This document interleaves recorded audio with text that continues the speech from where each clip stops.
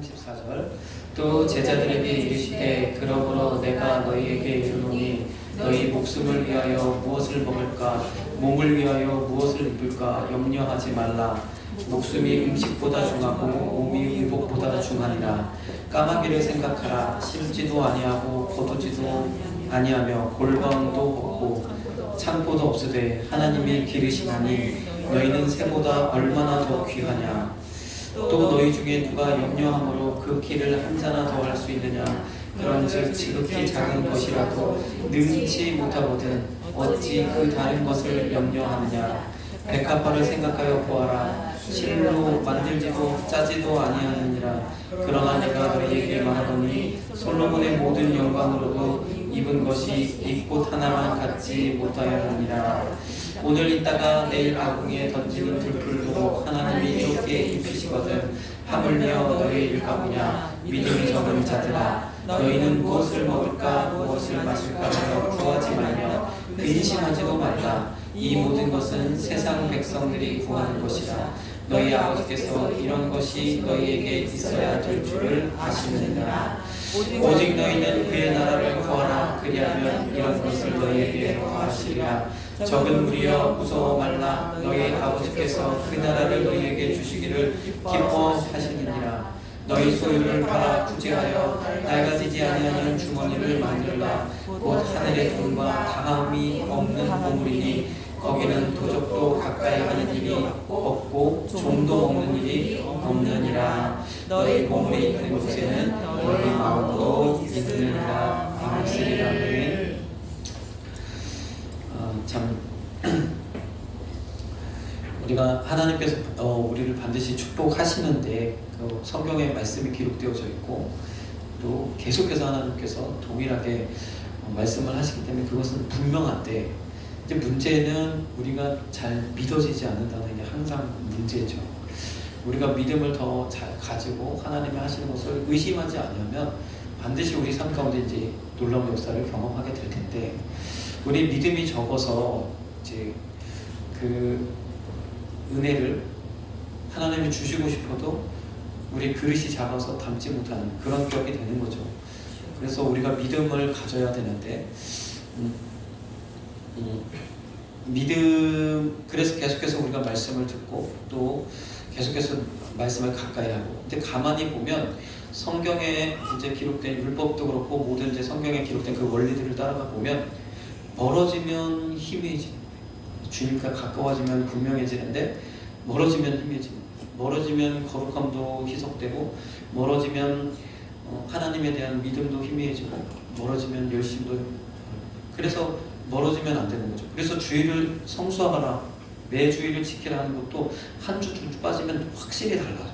한 주 빠지면 내 삶 속에서 하나님의 영역이 확실히 뒤로 물러가고 두 주 빠지면 멀리 가고 세 주 빠지면 하나님 안 계신 것 같아요.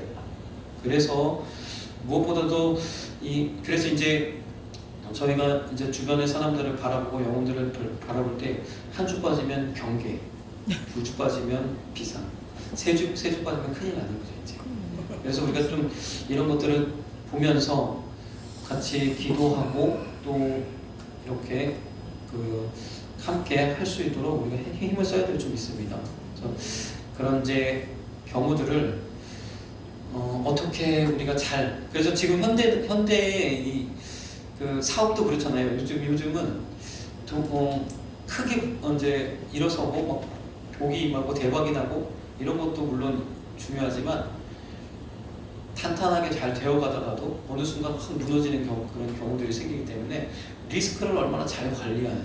그리고 최근에 간증을 하시는 분들도 대부분 어려움을 어떻게 극복했느냐. 하나님이 내가 아무것도 없는 상황에서 하나님 복 주셔서 거부가 되는 그런 간증보다 하나님께서 복 주셔서 잠깐 잘 나가다가 중간에 미치는 이 어려움을 어떻게 잘 극복하느냐. 이런 이제 그 극복에 대한 간증들을 많이 듣게 되더라고요. 최근에는 이제 이런 이제 리스크 관리가 굉장히 중요하게 또 대두가 되는 것. 이제 이런 이제 경제 속에서도 그렇게 되어지는데 교회도 그런 줄 믿습니다. 우리 교회도 이제 하나님께서 계속 또 복 주시고 복 주셔서 계속해서 이제 숫자가 늘어나고 이제 이제 잘 될 거예요. 근데 그런 과정에 이제 어려움을 당하거나 시험을 당하거나 또 하나님으로부터 여러 가지로 이제 징계를 받거나 이런 이제 과정에 들어가는 분들이 계신다는 거죠. 그런 경우들, 그런 분들은 우리가 어떻게 케어하면 어떻게 다시 종교로 이제 돌아올 수 있다 할 것인가. 이것이 또 굉장히 우리 교회에 주어진 문제인 줄 믿습니다. 하나님께서 우리에게 경계하시는 것들이 있잖아요. 이제 종종 우리가 이제 죄에 대한 문제들을 놓고 볼 때 하나님께서 죄를 당연히 싫어하시죠. 죄를 미워하세요. 죄를 가능하면 죄와 상관없이 하나님을 섬기는 것을 기뻐하시죠. 그런데 하나님께서 우리 삶 가운데 그런데 하나님이 이미 예수 그리스도를 통해서 모든 죄를 다 담당해 주셨거든요.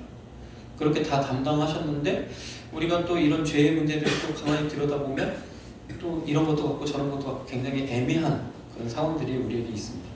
그렇다고 죄를 져도 되는 건지 그것도 아니고, 그렇다고 또 죄를 또 너무 소홀히 다룰 수도 없는 부분이고, 또 한편으로는 죄 문제로 인해서 우리 인생이 완전히 무너져 버리거나 또 하나님을 등지게 되는 경우들도 발생하게 되는데 어떤 문제가 있을까? 제가 최근에 이제 신학교 강의를 통해서 이제 제사, 5대 제사에 대해서 이제 좀 공부를 하고 연구를 하고 있는데 놀라운 은혜가 있는 것이 무엇이냐면 제사에 5가지 제사가 있잖아요. 지금 이제 여기는 이제 제가 이제 준비된 거하고 저는 다른 것들 이제 하고 있는 건데 제사가 이제 5가지 제사가 있습니다. 번제, 소제, 그리고 화목제, 그리고 속죄제, 속건제. 속죄제, 속건제는 비슷해요. 비슷한 제사이고 둘 다 죄를 용서받는 그것인데 전에도 한번 말씀드렸지만 속죄제는 보이지 않는 죄, 속건제는 보이는 죄. 그래서 보통은 대부분 죄다, 우리가 사회에서 죄다 하는 것들은 속건제에 해당되는 거 보이는 죄들이에요. 그런데 보이지 않는 죄가 사실 더 무섭죠. 보이지 않는 죄가 나를 하나님을 반역하고 하나님을 등지게 할 수 있는 부분들이기 때문에 보이지 않는 죄가 더 무서워요. 하나님의 계명을 어긴 것, 하나님이 명령하신 것들 행하지 않은 것, 그런 것들이 대부분 이제 속죄제에 해당되고 그런 것들은 속죄제로 사함을 받게 되어져 있습니다. 그런데 하나님께서 이 성경에 이제 속죄제, 속건제가 죄의 문제는 그래서 속죄제는 분명하게 아예 그 속죄제에 드려지는 모든 규례와 형식이 아예 예수 그리스도예요. 예수님의 피 흘리신 것을 그대로 모방하고 있습니다. 그래서 뿔들에 바르고 그 다음에 뿌리고 이런 것들이 다 예수님이 걸어가셨던 발자취에 그 피를 뿌리고 가시면류관에 피를 바르시고 채찍질하고 다 완전히 그대로 그 모습을 보고 있으면 예수님이 그대로 연상이 되어지는 속죄제는 곧 예수님을 의미하는 그런 제사이기도 해요. 그래서 예수님이 우리 죄를 다 담당하셨어요. 그래서 우리는 어떻게 하면 된다? 우리 연약함과 부족함을 하나님 앞에 자백하면 된다. 이 자백의 효과가 굉장히 커요. 그래서 속죄제와 속건제는 요구되는 것이 부지 중에 지은 죄가 생각이 나서 자백을 하는 거죠. 내가 이런 죄를 지었다. 그래서 그 죄에 대해서 물질적인 피해가 있는 것은 속건제를 드리고 제사의 내용은 거의 비슷해요. 근데 피해 처리만 다르지만 그 속건제를 드리고 5분의 1 배상을 하는 방식으로 이제 그 피해를 보상하고, 근데 모세 율법에서 그 재판을 통해서 모세가 하나님으로부터 주어진 그 권한을 가지고 재판을 해서 다른 사람에게 피해를 입힌 것에 대해서는 다 4배 또는 5배로 보상을 하게 돼 있어요. 굉장히 많은 수로 보상을 하는데 속건제는 5분의 1만 보상을 돼요. 죄를 사함받았기 때문에 5분의 1에 해당하는 것만 보상을 받도록 이렇게 되어져 있는 거죠.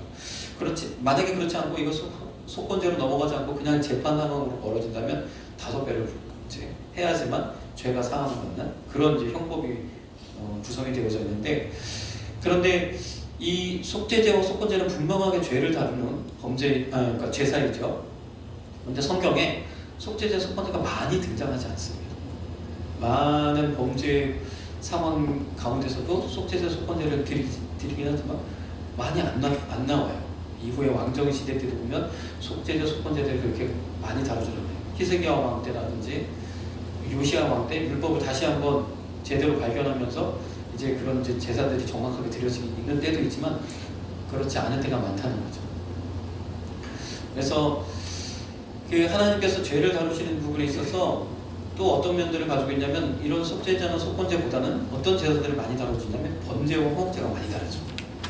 번제는 말 그대로 하나님 앞에 온전히 불로 다 태워서 하나도 남김없이 다 태워서 하나님 앞에 올려드리는 완전한 헌신, 하나님 앞에 완전하게 나의 모든 것을 바치겠다, 내 모든 것이 하나님이 주신 전부다, 전부가 하나님이 주신 것이다라는 그런 고백의 그런 감사의 제사이기도 함과 동시에 완전하게 이 땅 가운데 하나님 모든 것을 내어주신 예수 그리스도를 예표하는 그런 제사이기도 하죠. 번제를 많이 드리도록 하고, 또한 화목제는 속죄의 기능보다, 화목제도 물론 희생 제사이긴 하지만 속죄의 기능보다 그 고기를 나누는 그런 이제 그런 류의 제사가 되죠. 그래서 서로 화목하는, 잔치하는. 그래서 화목제는 항상 맨 마지막에 드려지게 되고, 모든 절기 때는 모든 다른 목제 그 제사들을 하고 맨 마지막에 화목제를 드려서 다 고기를 나누어서 먹고, 특별히 소제와 함께 드려질 때 그 하나님 앞에 이제 올려드리는 그 떡과 전병 이런 것들 다 누룩을 넣으면 안 되는데, 그 화목제일 때만 누룩을 넣어도 돼요. 왜냐면 나눠 먹어야 되니까, 맛있게 먹어야 되니까 누룩을 넣도록 허락하셨어요. 근데 기본적으로 누룩을 넣지 않아요. 그런데 화목제는 그렇게 허락하셨다. 이 두 가지 제사가 굉장히 많이 하나님 앞에 드리고, 번제는 아주 역사가 오래됩니다. 아벨 때부터 시작해서 번제의 역사는 시작이 돼요. 노아도 번제를 드렸고, 아브라함도 가는 곳마다 단을 쌓고 번제를 드렸어요. 이렇게 번제는 하나님 기본적인 제사, 그래서 가장 맨 앞에 율법서에 맨 앞에 등장을 하게 되고, 레위기에. 그런데 하나님께서 우리에게 죄를 다루시는 죄 가운데, 이제 우리가 재물에 대해서도 바라볼 때, 이제 재물 자체가 악이 아니고 재물 자체가 나쁜 것이 아닌데, 이 재물로 인하여서 재물을 섬기게 되어진, 그렇죠? 이렇게 되는 부분들이 우리를 병들게 만드는, 우리의 영혼을 병들게 만드는 그런 문제라는 거죠. 그래서 이 속죄의 기능만, 모든 제사들 가운데서 속죄의 기능만 떼어서 놓고 보면, 속죄제와 속건제는 분명하게 죄의 문제를 다루는 것은 맞지만, 하나님이 명령하신 명령을 어기거나 또는 이런 이제 우리가 말하는 죄들을 이야기해요. 그런데 번제는 조금 다른 죄를 다룹니다.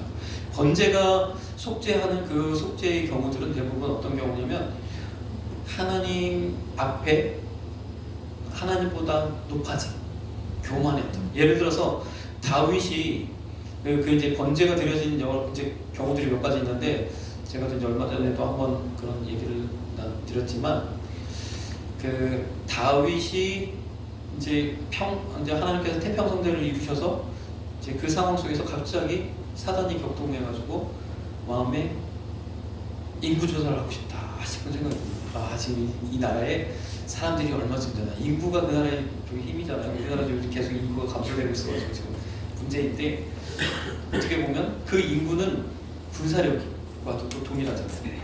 나가서 전쟁을 치룰 수 있는 그 힘이 있는 그 사람들의 숫자를 이제 세워보는 것이기 때문에 굉장히 이제 그 어떤 이제 그 부강함의 척도가 되는. 그래서 요압을 통하여서 인구를 조사를 실시하는 거죠. 그런데 그것이 하나님 마음에 굉장히 걸리고, 그래서 하나님께서 다른 때는 항상 이제 다윗에 대해서 너그러우신 하나님이 그 사건에 대해서는 엄하게 다루셨어요. 그래서 세 가지를 주시고 그 중에 하나를 선택하라. 근데 다윗이 온역이 들어서 이 땅 가운데 이제 사람이 그 온역으로부터 고통을 당하는 그 일을 이제 선택하고, 수많은 사람들이 이제 죽어나가는 상황에서 그가 잘못을 뉘우치고 하나님 앞에 번제와 화목제를 드림으로 용서를 받는 과정이에요. 여기서도 잘못하고 죄를 지었지만 속죄제를 드리지 않고 번제를 드리던. 그래서 이 번제는 아벨 때부터 시작해서 계속해서 이루어진 제사이고, 가장 많은 경우에 이제 항상 매일같이 번제를 드리고, 상번제를 드리고, 아침에 한 번, 저녁에 한 번, 또 안식일 때는 주일에는 2배로 번제를 드려지게 되고, 그 안식일 때는 번제 외에도 또 속죄제, 또 화목제, 여러 가지 제사들이 또 계속해서 이어지겠죠. 그래서 이제 많은 양의 이제 번제를 드려지게 되고, 절기 때에도 번제는 항상 빠지지 않고, 속죄제를 드릴 때도 역시 같이 함께 번제를 또 드리고, 번제는 계속해서 굉장히 이렇게 대량으로 많은 수로 번제를 드려지도록 되어져 있어요. 그러면 이 번제는 도대체 어떤 죄악을 다루는 것인가? 이제 속죄제는 분명히 우리의 죄를 다루지만 번제는 우리의 또 다른 죄, 하고 원죄로부터 기인한 죄를 다루다. 아담으로부터 하와로부터 우리에게 들어온 죄, 이 원죄, 죄성, 이 원죄는 어떤 성격을 가지고 있냐면 하와가 그 선악과를 따먹을 때 뱀이 유혹하죠. 그 선악과를 먹으면 하나님같이 되어서 너희가 선악을 알게 된다. 하나님같이 되어지는, 하나님보다 높아지려 하는 교만한 마음. 그래서 하나님의 죄악을 다루실 때 있어서 엄하게 다루시는 것들은 바로 이 원죄에 기인한 죄, 교만한 죄. 교만함이 너무 하나님 엄하게 다루죠. 그래서 우리 삶 가운데 교만함이 들어오면 우리가 잘 나가다가도 탄탄하게 하나님 앞에 이렇게 잘 승승장구하다가도 교만함이 들어오면 하나님이 징계하실 수밖에 없는 거예요. 그 교만함 속에 내어버려주면 결국 그 영혼이 사단으로부터 멸망당할 것이기 때문에 가만히 둘 수 없는 거죠. 고난의 터널로 우리를 집어넣으신다는 거죠. 그래서 우리 삶 가운데서 그 외의 다른 죄들은 오히려 가벼운, 가장 무서운 죄는 교만이라는 거죠. 우리 안에서. 근데 재물이라 하기보다는 돈이 우리에게 문제가 되어지는 것은 나를 교만으로 입을 수 있다. 재물로 인해서. 그렇죠. 재물이 많으면 아무래도 어깨가 딱 펴지고 여러 가지로 이제 우리 안에서 작용들이 일어납니다. 훈련되어지지 않으면, 믿음으로 서지 않으면, 오늘 낮에 보았지만 아브라함처럼 하나님이 주신 것으로만 살겠다라고 결단하지 않으면, 하나님이 주신 복으로만 살겠다라고 결단하지 않으면 이 돈을 통해서 역사하는 약한 영들을 우리가 이겨낼 수 없다는 거죠. 그래서 이 교만함, 우리에게 순간, 근데 꼭 돈만이 아니죠. 교만함. 저 같은 경우도 예를 들어 이렇게 이제 지금은 이제 초심이고 굉장히 이제 겸손한 마음으로 하나님 앞에 섬기지만, 교회가 만약 200명이 부흥됐다고 하면 또 어떻게 될지 모르잖아요. 이 교만함을 어떻게 우리가 해결하는 거죠. 이 교만함을 처리하는 것이 바로 번제라는 거예요. 그러니까 번제는 어떻게 매일매일 하나님 앞에 매일매일 하나님 앞에 나아가, 매일매일 하나님 앞에 더 가까이 나아가. 그래서 우리의 교만함이 싹트지 못하도록. 그래서 다른 어떤 죄는 하나님께 다 너그럽게 눈 감아주시고 용서해 주시고 하시는데, 교만은 아주 강력하게 다루신다는 거죠. 그래서 내 삶 가운데 이제 우리가 천배의 복을 바라보면서 나아가려면 우리 앞에 가장 들이우는 그 난관은 바로 이 교만의 벽을 우리가 잘 해서 정함이 없는 재물에 소망을 두지 말고 우리를 부유하게 하시고 우리에게 이 모든 것들을 허락하신 하나님 앞에 두라 하신 말씀처럼 온전히 하나님만 바라보시면서 승리하시는 저와 여러분들 되게 간절히 소망합니다. 천배의 복을 부어주시려고 하나 보니까 이런 것도 알게 하시는 것 같아요. 그래서 우리가 경계해야 될 것은, 그 다른 죄악들도 물론 경계해야 되지만 교만함으로 인하여 내가 이 하나님으로부터 멀어지지 아니하도록 이것들을 경계해야 된다는 거죠. 그래서 말씀처럼 부는 이제 재물을 얻을 능력, 이제 재물을 얻을 능력인데,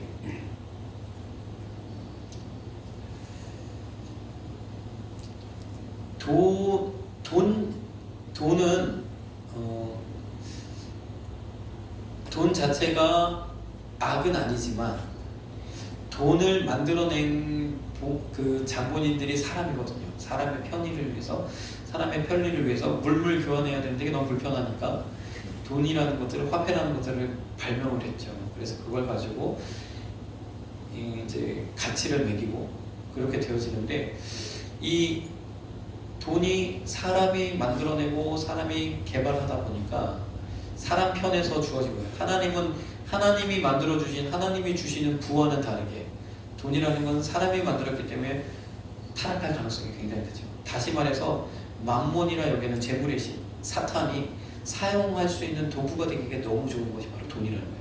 그래서 돈을 쌓아놓는 것이 아니라 재물 얻을 능력을 얻는 것, 재물 얻을 능력을 하나님으로부터 부여받는 것, 부유케 하시는 그 하나님이 내게 부한 것을 허락하시는, 부한 능력을 더하시는 그 은혜를 우리가 누려야 될 줄 믿습니다. 그래서 돈을 쌓아두려고 하면 돈을 안 쌓아두면 어떻게 돼?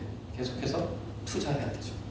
또 흘려보내고 투자하고 흘려보내고 이렇게 함으로 재물을 쌓아두려는 것이 아니라 돈을 쌓아두려는 것이 아니라 하나님이 나를 구하게 하시는 그 능력을 소유하는 저와 여러분들이 되게 간절히 소망합니다. 네. 나의 이 부를 가져다주는 재물을 가져다주는 그 통로가 분명하게 공급처는 하나님이 주세요. 그런데 나의 직장과 사업장을 통해서 공급해 주잖아요. 근데 여기 아주 놀라운 비밀이 있습니다.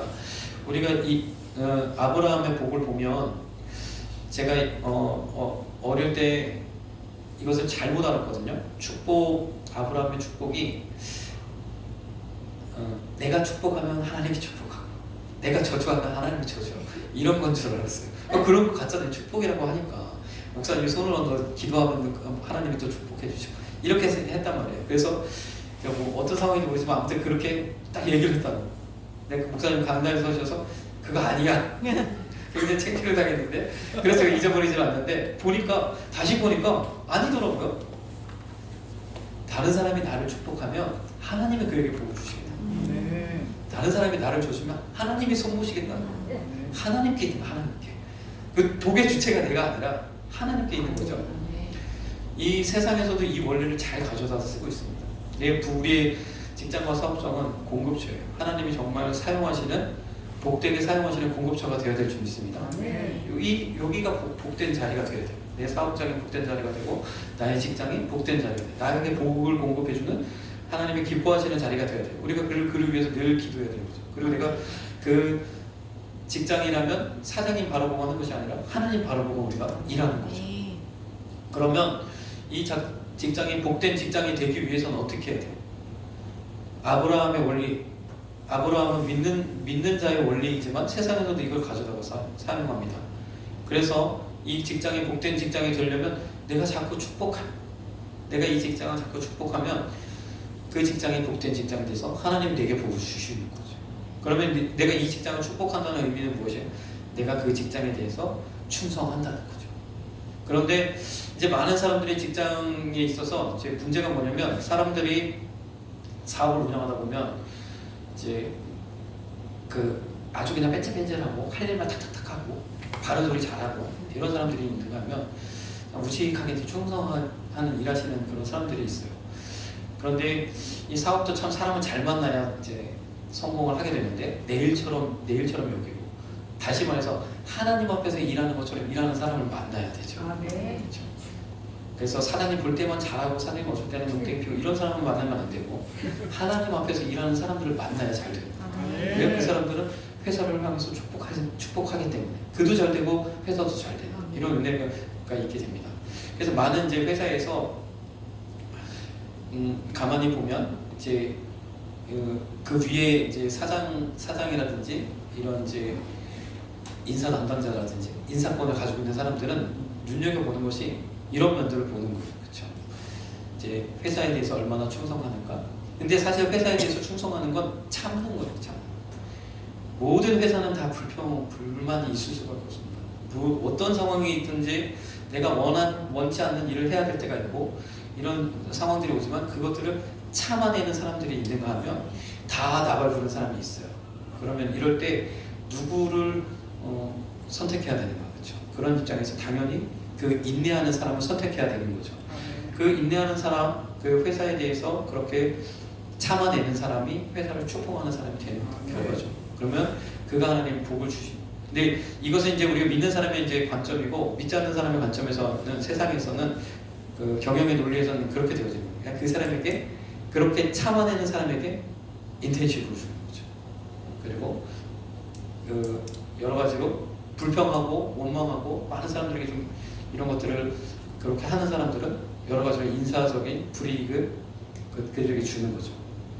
이런 경영의 노하우를 통해서 그들이 참아내는 그 인내, 참아내는 그 순간들을 그런 요구들도 인정해서 보상해 주는 거예요. 회사들은 이런 것들을 통해서 더 많은 이제 그 수입을 올리도록 노동력을 끌어내고 생산성을 끌어내는 이런 이제 경영의 그 지혜들이 이제 필요하게 되는 거죠. 그래서 그 어떤 것보다도 사람에 투자하는 것이 가장 이제 효율적이고 사람에 투자하는 것이 가장 이제 값진 것인데 이제 이것들을 어디까지 어떻게 해야 될 것인가 하는 것들은 이제 지혜의 이제 부분이죠. 하나님께서 우리에게 지혜를 주셔서 나의 직장과 사업장 속에 복을 주시고 내가 계속해서 나의 직장과 사업장에 축복하고 선포하고 하면 하나님이 내게도 복 주시고 또 나의 사업장도 하나님 기뻐하시는 사업장이 되게 하시는 줄 믿습니다.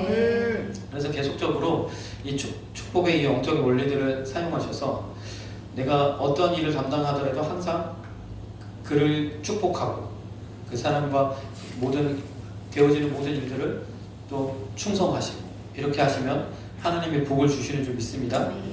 하나님께서 복을 주시기 때문에 내가 복의 주체가 아니라 하나님의 복의 주체이기 때문에 그렇게 하나님이 하시는 줄 믿습니다. 그래서 보니까 여기 창세기 12장 2절에도 복의 근원이 될지라 이렇게 말씀하셨잖아요. 우리가 복의 통로가 되어야 되는 하나님이.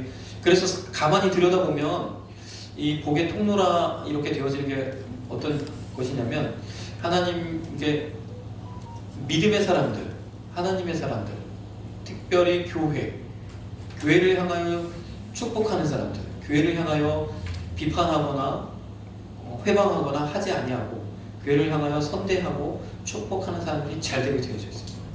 그래서 이 땅도 하나님께서 복음을 심으시고 교회들이 성장할 때 여러 가지 저기도 있었지만 교회를 향하여 선대했어요. 정치적으로도 많이 도움을 얻었고 이 교회들이 그 은혜 가운데 막 세워질 수 있도록 여러 가지 그런 것들이 있었어요. 교회를 이 나라가 복되게 하면 교회를 선대하면 하나님이 이 나라에 복을 주시는 거죠. 근데 반대로 교회를 회파하고 교회를 무너뜨리고 예배의 자유를 무너뜨리고 이렇게 자꾸 가면 어떻게 하겠습니까? 하나님과 우리나라도 이 나라도 복을 받지 못하는 거죠. 그러면 경제가 어려워질 테고 그래서 하나님께서 주신 이 축복의 원리들을 가만히 살펴보면 많은 분야에서 우리가 이 원리들을 활용할 수 있다는 거예요. 마찬가지로 우리 성도의 입장에서는 어떻게 돼요? 성도의 입장에서는 날마다 이 축복의 통로가 어디? 축복의 통로가 바로 교회이지 않습니까? 또 교회가 바로 나의 또 축복의 통로이기 때문에 이 축복의 통로를 바라보면서 우리가 어떻게 계속해서 축복해야 되는 거죠. 교회를 가까이 하고 교회에 충성하고 교회를 사랑하고 교회의 모든 부분들을 담당하시면 하나님이 내게 복 주시는 거죠. 내가 축복하는 대로 하나님 복 주시는 거죠. 아브라함 보세요. 아브라함은 굉장히 상징적인 사람이에요. 아브라함이 곧 예수 그리스도를 예표해요. 예수님이 우리 축복의 통로이죠. 동일하게 아브라함도 축복의 통로로 아브라함을 축복하면 그 축복하는 사람이 아브라함을 선대하면 그 선대하는 사람이 잘 됐어요. 복을 받았어요. 그래서 이스라엘 민족이 지금까지도 살아오면서 그 영적인 원리가 비록 하나님은 아직까지도 예수님을 믿지 않고 있지만 그 원리를 그대로 그들에게 적용을 아직도 하고 있단 말이에요. 그래서 미국은 이 유대인들을 선대했어요. 그들의 능력을 활용할 수 있게 했고 그들의 가진 그 재능들을 펼칠 수 있게 기회를 주고 그랬더니 미국이 세계 제1위 나라가 되었답니다. 같이 복을 받아요. 같이. 이스라엘을 선대하는 나라들은 다 복을 받습니다. 마찬가지로 우리나라도 하나님께서 우리나라에도 동일한 복을 주셨다고 저는 생각해요. 영적 이스라엘을 세우셔서 우리나라가 지금은 여러 가지 이제 세계적으로 영향력을 많이 끼치고 있잖아요. 그래서 어디 가든지 우리나라를 선대하는 나라들은 복을 받을 줄 믿습니다. 중국처럼 뭐죠?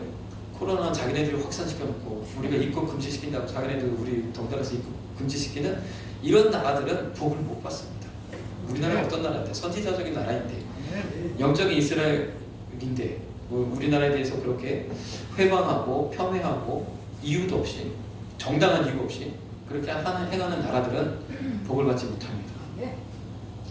분명한 사람. 내가 복의 사람이 되면 나도 동일한 그런 위치가 되겠죠. 하나님 나를 통해서 주변 사람들 복을 나를 선대하는 사람 그들에게 복을 주. 그 내가 복의 근원이 되는 거죠. 이런 영적인 원리를 통해서 하나님이 주시는 그 놀라운 복들을 누리시는 저와 여러분들에게 간절히 소망합니다.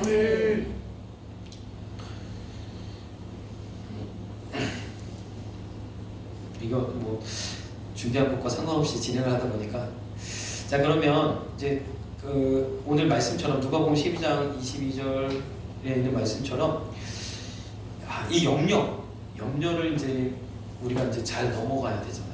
이제 염려를 통해서 물질에 잡히면 그 물질로 인하여서 내 마음이 사로잡히고 결국 하나님과 멀어지는, 하나님과 물질을 겸하여 섬길 수 없기 때문에 물질을 섬기게 되어지는 그런 상황으로 가게 되어지기 때문에 이 물질에 대한 염려를 극복해야 될 줄 믿습니다.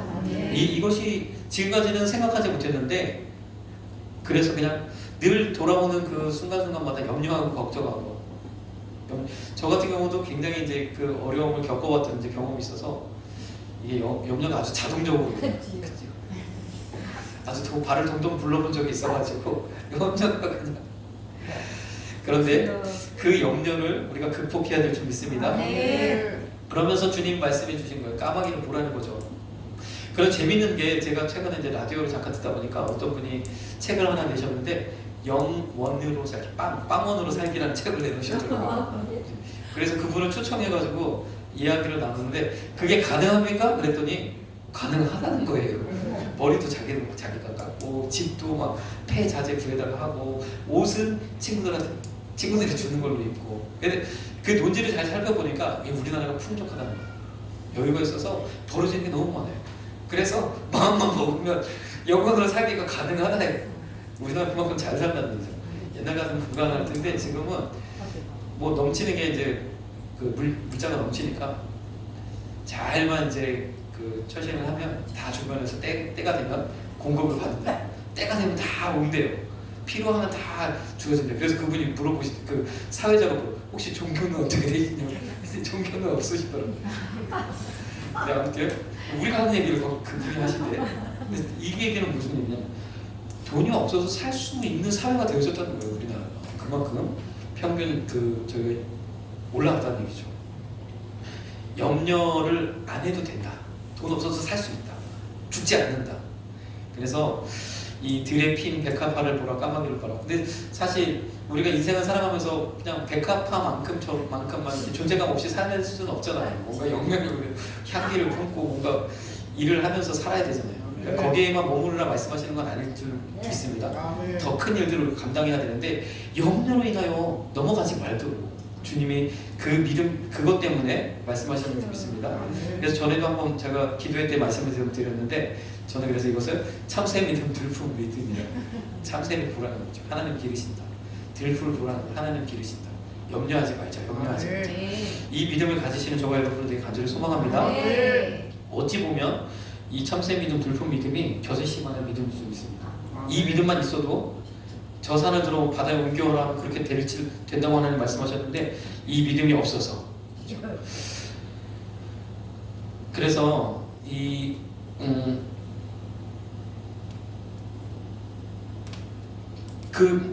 염려를 없애고 이 부족함에 대한 염려를 뛰어넘고 하나님이 하실 것에 대한 것들을 바라보면서 또 한 가지 해야 될 것이 무엇이냐면 씨앗을 심는 거죠. 심어야 되는 거죠. 심어야 되는 거. 그래서 하나님께서 분명히 심을 것을 주시겠다 말씀하셨고 심으라 얘기하는 거예요. 그런데 가만히 보니까 이 씨앗이 무엇이냐, 많은 이제 성경적 그 재정을 이야기하시는 분들이 무엇이냐면 씨가 바로 이 넘치는 영역이라는 거예요. 넘치는, 내가 하고 쓸 수 있는 그 모든 바운더리를 넘어서는 넘치는 영역. 그러니까 하나님께서 넘치도록 부어 주시겠다는 거죠. 심을 수 있는 씨를 주시겠다는 거죠. 먹을 양식과. 그런데 중요한 사실은 뭐냐면 오병이어가 그 기적이 일어나는 가운데서 예수님은 그 뭐죠? 남는 거. 이거 뭐야 이게? 아무튼 12광주리를 거뒀잖아요. 그렇게 막 5,000명이 나눠 먹는 그 상황 속에서도 이 남는 것들을 다 거뒀다는 거죠. 그래서 사도 바울도 빌립보서에서 자족하기를 배웠노라 이야기하시는데, 우리가 자족해야 돼요. 비천에도 처할 줄 알고 궁핍에도 처할 줄 알아. 이 모든 일체의 비결을 배워서 영원으로 살 수도 있는 그 비결을 배워서 우리가 항상 자족해야 된다는 거예요. 자족해야 넘치는 영역이 생기는 줄 믿습니다. 그래서 어떤 분은 전에도 한번 말씀드렸죠. 나의 가게를 닫아야 된다. 내 생활의 그 바운더리를 닫아놓아야 된다는 거예요. 닫힌 원 안에서 생활을 해야지 넘치는 게 발생하지. 항상 열어놓으면 계속해서 또 채워주세요, 또 채워주세요. 넘치질 않는다는, 넘치지. 언제까지 채워줘야 넘치다는 거죠. 그래서 내가 어디까지 어떻게 소비하고, 이런 소비에 대한, 이 것에 대한 그 다스릴 줄 아는 그런 마음도 필요하다 이야기하시네요. 어찌되었든 넘치는 영역이 심는 겁니다. 그래서 이 넘치는 영역을 통해서 잘 심으셔서 하나님께서 30배, 60배, 100배, 1000배로 채워주시는 놀라운 은혜를 경험하길 간절히 소망합니다. 기도하겠습니다. 사랑해 주님 감사합니다. 우리 삶 가운데 역사하시는 분은 주님이신 줄 믿습니다. 우리 삶 가운데